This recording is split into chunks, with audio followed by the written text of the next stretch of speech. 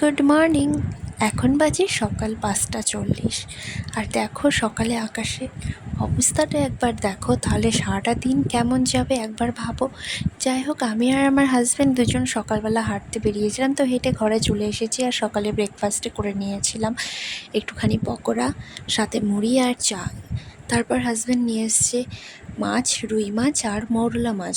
তো এদিকে করে নিয়েছিলাম দুপুরের জন্য শাক ভাজা, মৌরলা মাছ ভাজা, চচ্চড়ি, আর করেছিলাম আলু আর পটল দিয়ে রুই মাছের ঝোল। আর সাথে নিয়ে নিয়েছিলাম আম একটু। আর এরপর খেয়ে দিয়ে দুপুরে ঘুমিয়ে পড়েছিলাম। তারপর হাজব্যান্ড চলে গেল ডিউটিতে। আমি সন্ধ্যাবেলায় একটুখানি চা করে খেয়েছি। আর রাতে খাবারটা করেছি পরোটা আর করেছিলাম আলু চচ্চড়ি। তো যাই হোক, এখানেই ভিডিওটা শেষ করছি। দেখা হচ্ছে আরেকটা নতুন মিনি ব্লগে। তো চলো, টাটা।